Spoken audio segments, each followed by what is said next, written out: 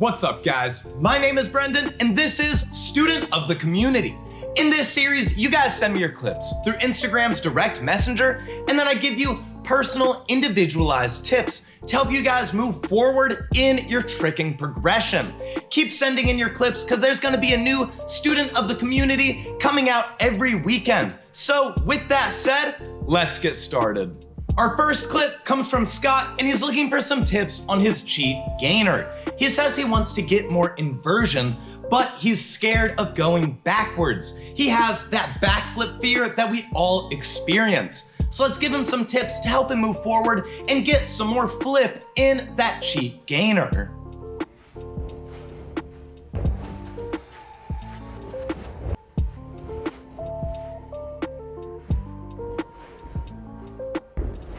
Scott, that was a great cheat gainer, and you could definitely get more inversion.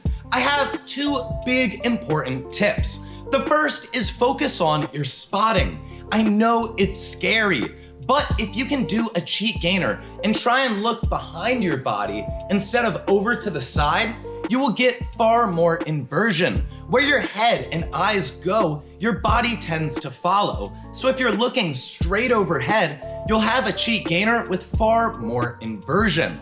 The second thing you need to focus on is to get plenty of power from your swing. Use that swing leg and take it from behind you and kick it right in front. Now you want to kick a little bit over to the side. What I normally recommend is for people to swing their leg between their shoulder and their ear on their opposite side.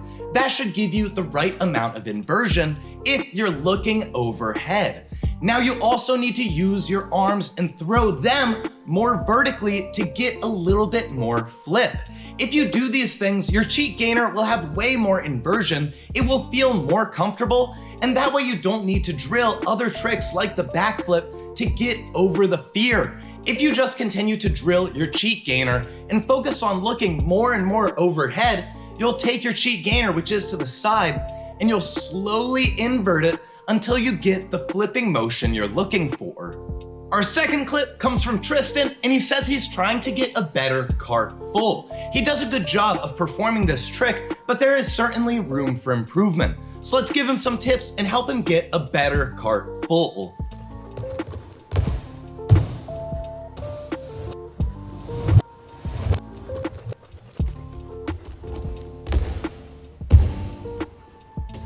Tristan, that was a good cart full. You have really solid technique, but to get it better, you need to fix your arms. As you were doing your cartwheel, your arms were a little bit to the side, and if you throw your arms to the side, you're gonna kill the inversion of your cart full. So when you're doing the cartwheel in the beginning, throw them more vertically to get more inversion. The next thing you need to do is not throw your arms to the side and rip that twist early. Be patient. Use your arms to set overhead to give yourself a little bit more flip and then pull into your twisting position. If you rush the twist like you did in the clip you sent me, you're not gonna get the right amount of inversion because you're just going to be throwing your arms to the side and ripping it in. The final thing you need to think about when it comes to your arms is opening them up before you land. When you do the cart full, you want to use them in the beginning to generate a ton of momentum and then twist using your arms to give you the spin you need. But then once you're done, you need to open up before you land. If you land into the ground twisting, it's not going to be clean and you're going to stumble out of it like you did in the clip you sent me. So use your arms in the beginning to get that flip, throw them more overhead, be more patient when wrapping in that twist, and open up your arms before you land. Do all of that and you should have a much better cart full. Like I said, it's already good. You have good technique, but you need to fix your arms.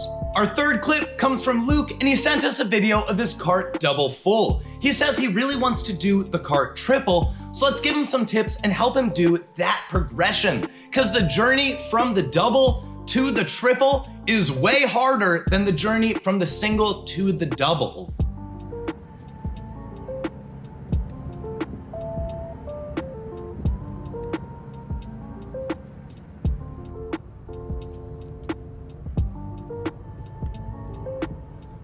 Luke, thank you again for sending in the clip. And if you want to get your double full into a triple full, there is a lot that needs to be done. This is a good double, but the triple just requires so much more. Every tip that I gave for the cart full could be given to your cart double full. You need to use your arms more. In the beginning, throwing them more overhead. Before the twist, being a little bit more patient in the set, and then opening up before you land. Trust me, this was a good double, but if you can harness the strength in your arms, you'll be able to get to the triple far easier. Not only that, but you need more control. You have a good amount of power, but with great power comes great responsibility. You need to not waste it. When you do a cartwheel and your arms are kind of flailing everywhere and you don't have that much control over your body, you lose a lot of the power you could get for the double full. So focus on using the power you have and controlling it. Not only that, but if you use your arms, going from the double to the triple will be far easier. You have good technique, but you need to tweak it and refine it to go that big distance from the double to the triple. Our fourth clip comes from Zahn, and he sent us a video of his touchdown rise. Everyone tends to have the same issues when they're working the same tricks, and his issue with the touchdown rise is probably the most common mistake that I see when I see other athletes perform this trick. So let's give him some tips to help him out in the future.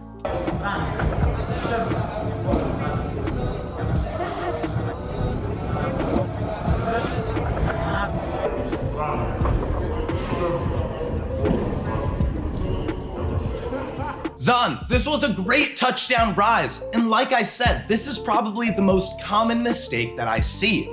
You're throwing your arms way to the side and you don't have the inversion you need. What I recommend is when you do your touchdown rise, move your arms like you would do the Gumby, especially the first hand that's not touching the ground. If you throw this arm to the side as you set up for your touchdown rise, you're going to have way more of a horizontal inversion than if you swung it vertically.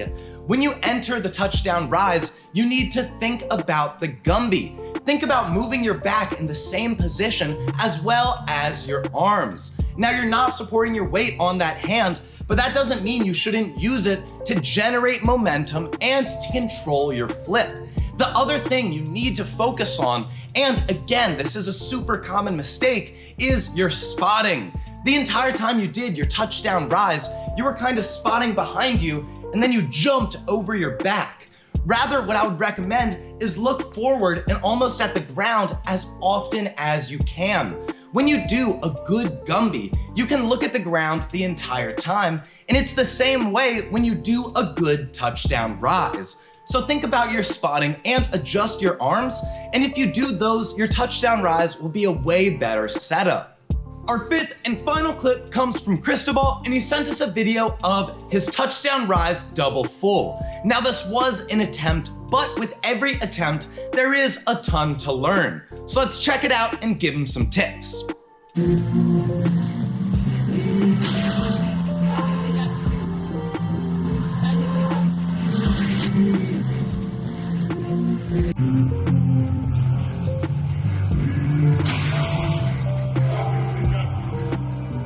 Cristobal, this was a great touchdown rise double full, and you have really good technique, but you are completely lacking in power. When you do a trick like the touchdown rise double full, it does matter that you have good technique, but if you have no power and no jump or height, you're not going to be able to perform your flip.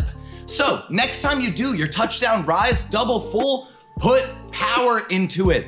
Jump after coming out of that touchdown rise and really ride that set before you wrap in the twist for the double full. You have good technique, but there is a complete lack of power.